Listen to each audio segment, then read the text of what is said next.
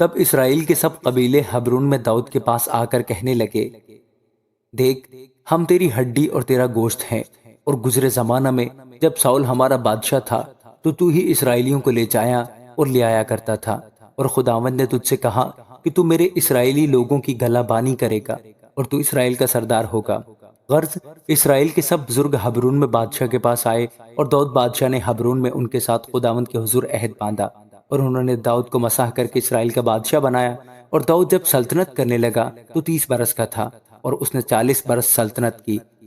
اس نے حبرون میں 7 برس 6 مہینے یہودا پر سلطنت کی، اور یروشلم میں سب اسرائیل اور یہودا پر 33 برس سلطنت کی۔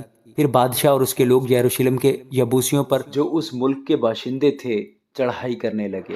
انہوں نے داؤد سے کہا، جب تک تو اندھوں اور لنگڑوں کو نہ لے جائے یہاں نہیں آنے پائے گا۔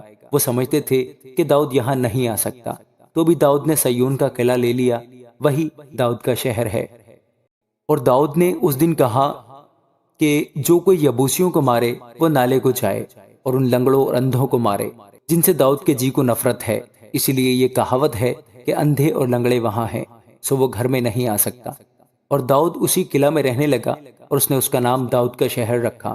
اور داؤد نے گردا گرد ملوں سے لے کر اندر کے رخ تک بہت کچھ تعمیر کیا، اور داؤد بڑھتا ہی گیا کیونکہ خداوند لشکروں کا خدا اس کے ساتھ تھا۔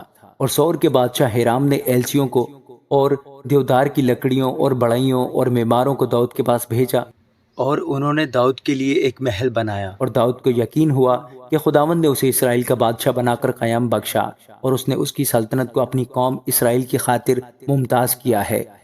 اور حبرون سے چلے آنے کے بعد داؤد نے یروشلم سے اور حرمیں رکھ لیں اور بیویاں کی، اور داؤد کے ہاں اور بیٹے اور بیٹیاں پیدا ہوئیں۔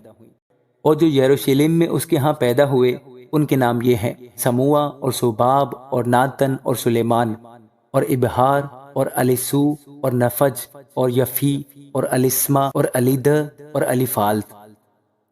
اور جب فلسطینیوں نے سنا کہ انہوں نے داؤد کو مسح کر کے اسرائیل کا بادشاہ بنایا ہے تو سب فلسطی داؤد کی تلاش میں چڑھ آئے، اور داؤد کو خبر ہوئی تو وہ قلعہ میں چلا گیا، اور فلسطی آ کر رفائیم کی وادی میں پھیل گئے۔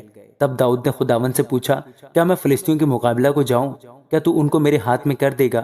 خداوند نے داؤد سے کہا کہ جا، کیونکہ میں ضرور فلسطینیوں کو تیرے ہاتھ میں کر دوں گا۔ سو داؤد بال پرازیم میں آیا، اور وہاں داؤد نے ان کو مارا اور کہنے لگا کہ خداوند نے میرے دشمنوں کو میرے سامنے توڑ ڈالا، جیسے پانی ٹوٹ کر بہہ نکلتا ہے۔ اس لیے اس نے اس جگہ کا نام بال پرازیم رکھا، اور وہیں انہوں نے اپنے بتوں کو چھوڑ دیا تھا۔ سو داؤد اور اس کے لوگ ان کو لے گئے، اور فلسطی پھر چڑھائے اور رفائم کی وادی میں پھیل گئے۔ اور جب داؤد نے خداوند سے پوچھا تو اس نے کہا، تو چڑھائی نہ کر، ان کے پیچھے سے گھوم کر توت کے درختوں کے سامنے سے ان پر حملہ کر، اور جب توت کے درختوں کی پھونگیوں میں تجھے فوج کے چلنے کی آواز سنائی دے تو چست ہو جانا، کیونکہ اس وقت خداوند تیرے آگے نکل چکا ہوگا تاکہ فلسطینیوں کے لشکر کو مارے۔ اور داؤد نے جیسا خداوند نے اسے فرمایا تھا ویسا ہی کیا، اور فلسطینیوں کو جبا سے جزر تک مارتا گیا۔ آمین۔